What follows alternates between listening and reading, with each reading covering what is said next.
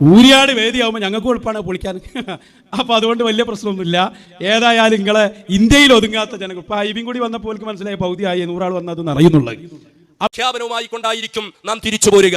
ആ സമ്മേളനം കഴിയുന്നതോടുകൂടെ കേരളത്തിലെ ജാതി മത രാഷ്ട്രീയ കക്ഷി ഗ്രൂപ്പ് വ്യത്യാസമന്യ എല്ലാ ആളുകളും ഒരേ ശബ്ദത്തിൽ ഉറക്കെ വിളിച്ചു പറയും. ചിലർ പതുക്കെയും പറയും. ആരെന്തു പറഞ്ഞാലും, ആകാശം ഇടിഞ്ഞു പൊളിഞ്ഞു വീണാലും, ഭൂമി രണ്ടായി പിളർന്നാലും നേതാവ് കാന്തപുരം തന്നെ എന്ന് ഇൻഷാ അല്ലാഹ് പറയിപ്പിക്കുന്ന രൂപത്തിലുള്ള ഒരു മനോഹരമായ കാഴ്ചയാണ് നാം പ്രതീക്ഷയോടെ കാത്തിരിക്കുന്നത്. അതുകൊണ്ട് എന്റെ പ്രിയപ്പെട്ട സഹോദരങ്ങളെ, ഈ മാനവികതയുടെ വിളംബരത്തിന് വേണ്ടി, മാനവികതയുടെ മുന്നേറ്റത്തിന് വേണ്ടി ഇനിയുള്ള നാളുകൾ നമുക്കിനി വിശ്രമിക്കാനിടമില്ല. നമ്മിൽ നിന്ന് സമൂഹം പ്രതീക്ഷിക്കുന്ന പലതുമുണ്ട്. നമുക്ക് വിഴുപ്പലക്കാൻ സമയമില്ല. നമുക്ക് വൃത്തികേടുകളോട് അതേ രൂപത്തിൽ പ്രതികരിക്കാനുള്ള ശൈലി നമുക്കില്ല.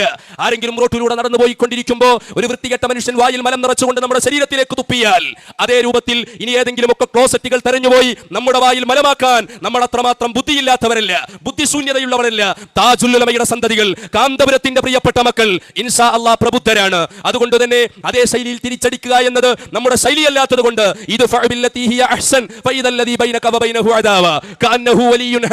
ശക്തനായ ശത്രു ഉറ്റമിത്രമായി മാറാനുള്ള അവസരം പരിശുദ്ധ ഖുർആൻ നമ്മളെ പഠിപ്പിച്ചു തരുന്നു. തിന്മ കൊണ്ട് ഇങ്ങോട്ട് നേരിട്ടാൽ നന്മ കൊണ്ട് തിരിച്ചങ്ങോട്ട് പ്രതികരിക്കുക എന്ന മഹത്തായ ശൈലിയാണ്. ആ ശൈലി സ്വീകരിച്ചുകൊണ്ട് ഇൻഷാ അല്ലാഹ് കേരളത്തിൽ ഈ കഴിഞ്ഞ കാലങ്ങളിൽ സന്തോഷകരമായ ധാർമ്മിക മുന്നേറ്റം നടത്തിയ ഈ മഹത്തായ പ്രാസ്ഥാനിക കുടുംബം അറിയാമല്ലോ നമുക്ക്. ഇത് മലപ്പുറം ജില്ലയാണല്ലോ. ഞാൻ പ്രസംഗിച്ചു പരിചയപ്പെടുത്തേണ്ടി തരേണ്ടതില്ലല്ലോ. ഇത്തരം നല്ല നല്ല സന്ദേശങ്ങൾ സമൂഹത്തിന് സമർപ്പിച്ചുകൊണ്ടിരിക്കുന്ന ഘട്ടത്തിൽ പോലും നമ്മുടെ പ്രിയപ്പെട്ട പണ്ഡിതന്മാർക്ക് ഇന്ന് പാവപ്പെട്ട ഞാൻ ഇവിടെ പ്രസംഗിക്കാൻ വരുമ്പോൾ എനിക്ക് സ്റ്റേജ് കെട്ടി തരാനാളുണ്ട്, മൈക്ക് വെച്ചു തരാനാളുണ്ട്, സ്വാഗതം പറയാനാളുണ്ട്, ഭക്ഷണം തരാനാളുണ്ട്, സംവിധാനങ്ങൾ ഏർപ്പെടുത്താനാളുണ്ട്.